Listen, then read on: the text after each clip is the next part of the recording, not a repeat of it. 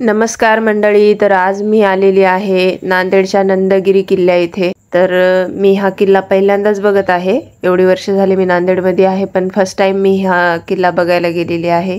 हे आहे प्रवेशद्वार किल्ल्याचं. त्याला नवीन बनवून घेतलेलं आहे. अगोदरचं कदाचित वेगळं असेल थोडं. हे आहे पाठीमागचा एरिया आहे किल्ल्याच्या. बघू शकता तुम्ही, बराच स्पेस आहे. ही आहे साइडनं गोदावरी नदी. ही किल्ल्याची भिंत आहे, बघू शकता तुम्ही, बरीच मजबूत आहे अजून सुद्धा.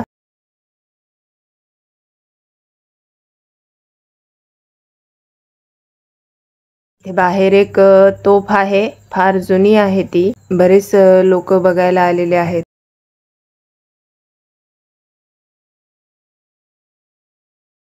हे पण नवीन बनवलेलं आहे. किल्ल्याच्या मधात अतिक्रमण बरंच झाले, पाण्याच्या टाक्या वगैरे, अजून घरं सुद्धा झालेत काही.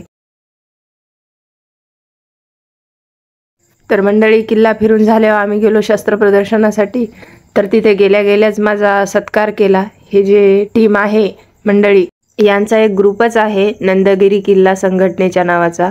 यांनीच हे प्रदर्शनाचं वगैरे नियोजन लावलेलं आहे. खरंच खूप छान कार्य करतायत हे सगळे भाऊ.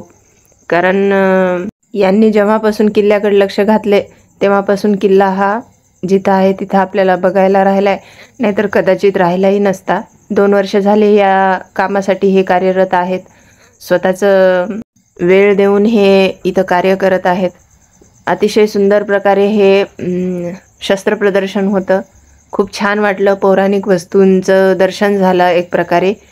शिवाजी महाराजांच्या काळात ज्या तलवारी, भाले, बिचवे, हे जे गोष्टी होत्या ह्या प्रत्यक्षात बघायला भेटल्या, सगळ्याच एका ठिकाणी. बरंच असं साहित्य आहे. या शस्त्रांचा साठा आपल्याकडे आहे. खरंच आपण आपलं भाग्य मानलं पाहिजे आणि अशा गोष्टींना वाव दिली पाहिजे. कारण खरंच खूप चांगलं वाटलं इथे जाऊन. सगळ्या जुन्या वस्तू आपल्याला बघायला मिळाल्या. ह्या मुद्रा वगैरे पण आहेत तिथे, ज्या जुन्या काळात पासून चलत आलेल्या होत्या. हे मोडी, कागदपत्रे, घोड्याचे साहित्य, बऱ्याच तलवारी वेगवेगळ्या. तेवढ्यांचे तर आपल्याला नावे सुद्धा येणार नाहीत आणि उचलणार सुद्धा नाहीत त्या तलवारी. एवढ्या तलवारी होत्या तिथे. चला तर मग मंडळी, व्लॉग जर आवडला असेल तर कमेंट करून नक्की सांगा. भेटूयात पुढच्या व्लॉगमध्ये. Bye bye.